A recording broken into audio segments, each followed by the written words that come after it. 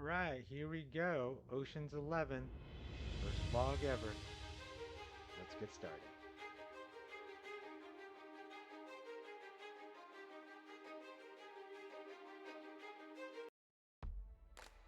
All right, ready to go. Just bought in for a fresh $300 at Ocean's 11 2-3.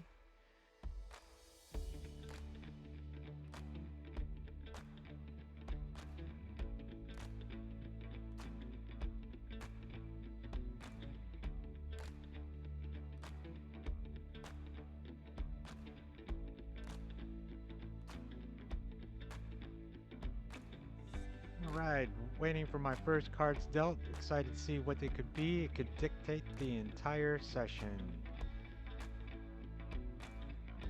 Gonna get off to a good start. No. Queen 4 offsuit. Maybe the next hand will be a little better. No. King 6 offsuit. These are all hands you should be folding no matter what position you're in. It can get you in a lot of trouble.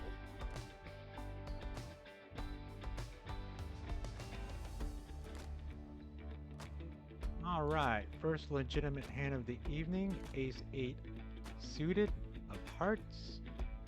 Definitely a hand that is playable in position. It was 3 to the flop. I believe the raise first in was about $15, and I wanted to see some action with two callers behind.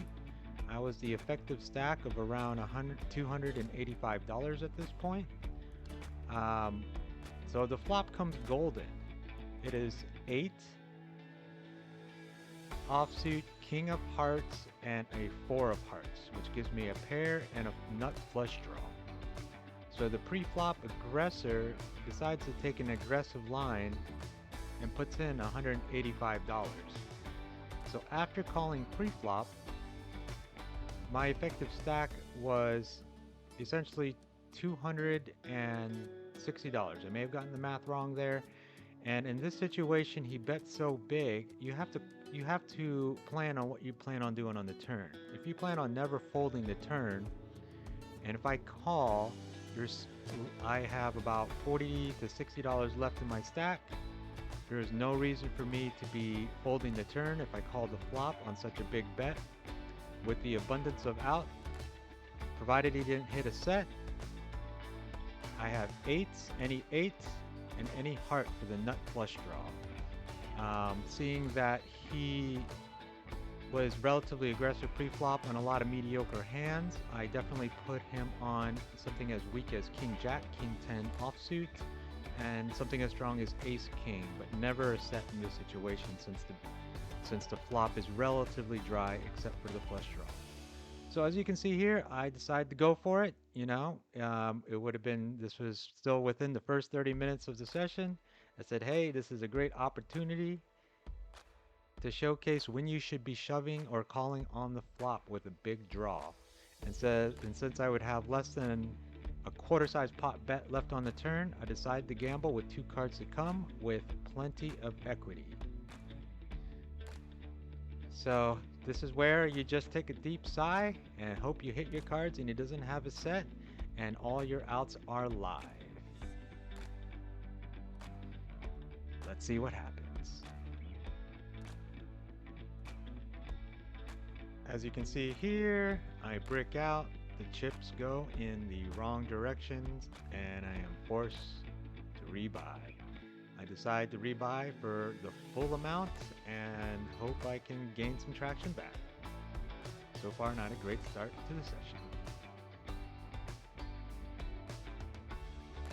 Alright, so next hand, let's forget about the last hand and move on. The very next hand I get is Ace Deuce of Spades. The pre-flop action was initially I raised for $15, had two callers.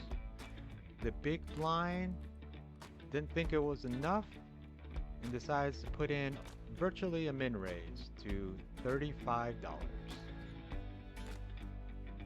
As I deliberate on what to do to isolate or just call. I decide to call knowing that the two players left to act are fairly conservative and they would never be in a position to re-raise me without an extremely strong hand.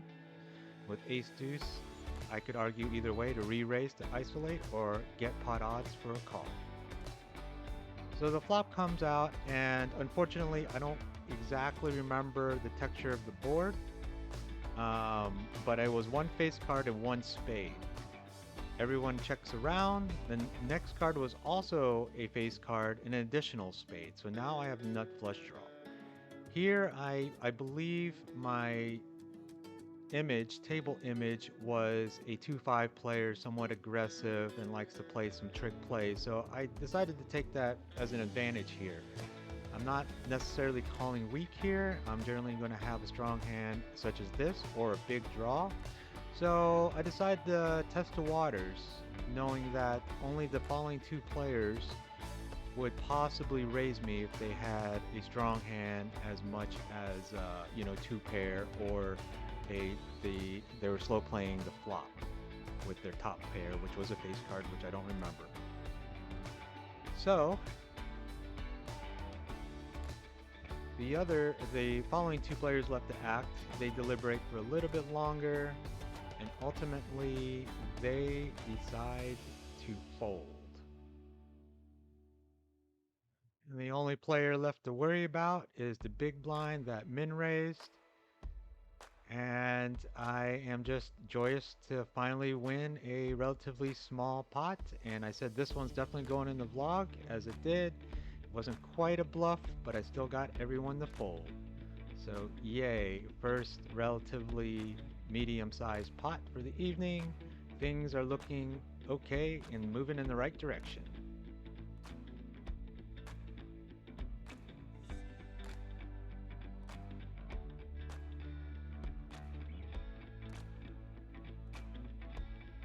Couple hands later, I pick up. What could it be? Get the lovely ladies. All right. So pocket queens and the small blind pre-flop raised to about $9.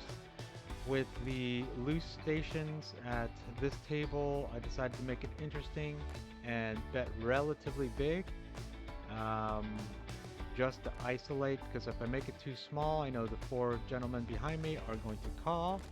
And to my surprise, the short stack decided to go all in for less. Will the pocket queens hold? I go ahead and make the call. I thought it was less. Actually, it was a little bit more. Well, I have no idea. I did a poor job keeping track of the chip counts. So he shows pocket sixes. Board runs out. Not a sweat. Momentum is still on my side. Can I keep it going?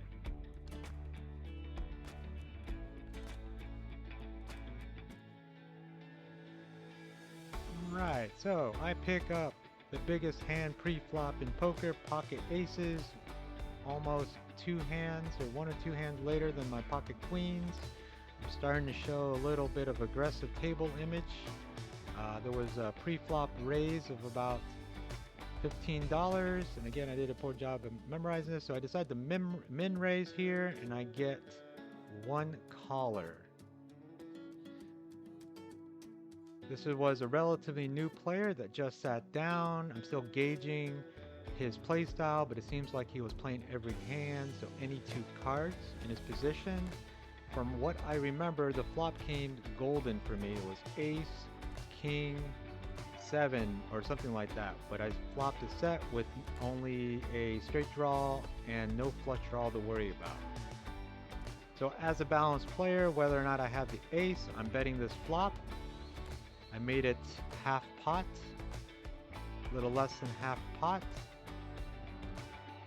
The ATC player decides to make the call, and I decided that the river was a blank as well, but I wanted to make it look like I was betting air, so I decided to go larger, hoping I'd get a call, a loose call for a king that was on the flop. Let's see what I decided to go with. I went with $120. I'm pretty sure it was a little too big. And ultimately, the new ATC player hems and haws for a few seconds, and he decides to fold. So it looks like if I had not went with that gamble at this point in the session, earlier on I had that pair of eights and missed my flush draw, I would definitely be up in this session. Moving on, so one of the last hands I'm going to talk about, and by the way, there was a lot of significant hands that I could have reviewed but didn't just for time constraints. But yet again, I believe this is the third time in this session I pick up pocket queens. Table's pretty active. I played a lot of hands and showed good hands, hoping for a little bit of respect. Raised it to 18, and the respect went 4 callers. Always a little nervous when it goes 4 callers on the flop with pocket queens. Here I decided to check. It was a paired board on the flop, all cards under my queens. And this is just something to talk about a little bit because in this situation, you know, what kinds of hands would the paired board of the caller to my left would be betting the flop out on? I decided to see where I was at. I can't remember exactly the board, but I believe it was like something like 4-4-7. And to me, the player to my left was somewhat conservative when he didn't have a strong hand relative to the board, and he would be more aggressive with hands that are better than the board. So with a flop of something like 4-4-7 or 4-4-8, I wanted to put him to the test. And I decided to check raise him for, I think, $100 more. The advantage of this is most likely players will call it off with an overpair such as 10s or jacks or 8s, something that it beats the paired board but not necessarily having the pair on the flop necessarily. Obviously he would go all in if he had the trips on the flop. I had a feeling he didn't. I have a feeling that he would have slow played that and made a bigger bet on the turn. Unfortunately, he only had ace high. I show my queens again, and it is good. He was semi-bluffing. I had him on jacks. I thought he would put the remaining $150 left in the stack, but he did not. However, I still think I got the most value out of it, just in case an ace comes on a turn or a river. I can't be upset over a pot that you win, right? So that pretty much concludes the session, and I will have a epilogue at the end of the sessions detailing the my first vlog ever, and obviously there's improvements to be made. Okay, guys, so in summary, basically I rebought once, so I was in for 600, out for 522 for a net loss of $78. So all things all things considered, relatively not that bad, especially since I was a little nervous about vlogging and people noticing that I'm vlogging, and depending on my mood, I tend to, you know, socialize a little bit. I might have gotten a little distracted, but I think the key takeaway is I got my first vlog out of the way, and as a matter of habit and something that you may want to incorporate into your sessions is what types of things can you take away from your session? As a beginner, for fun or for recreation, I think what tends to happen is when you win, you just note that you won, and you know the big hands held and you're super happy, and that's it, on to the next session. And sometimes when you lose, you just, it's human instinct, you know, you try to get away from what hurts and what sucks, and you don't follow up on that. But as you gain more experience and you want to earn more money, that I think it is vitally important to start reviewing your hands. Countless poker videos preach about that, and it's completely true. For the first year or two, I did learn through books and everything, but I was never super consistent with reviewing my hands. and trying to incorporate a continuous improvement mindset, and that probably slowed me down. So just because I know a thing or two about poker doesn't mean learning stops, and it's no different from today. Today, my lesson learned is my first vlog. So, specifically today, take a separate phone or notepad for writing down hands. I played for about 5 hours on my first vlog, and it took me about 3 days or maybe around 4 hours to sift through all the footage, and I couldn't remember exactly how the action went because I was busy messing with the phone or talking to other people. So definitely areas of improvement there. Um, and just yeah, I wanted to go under the radar. Unfortunately, that didn't happen. I had a buddy of mine that was sitting across from me. He said, "Hey," he just announced out loud, "Hey, are you vlogging? Are you filming?" And I just kind of I was a little embarrassed. I was kind of shocked that he even you know mentioned that. But the fact that he did, I was like, yeah, yeah, yeah, I am. It's my first vlog. We talked about this last time I was here. I was going to start vlogging.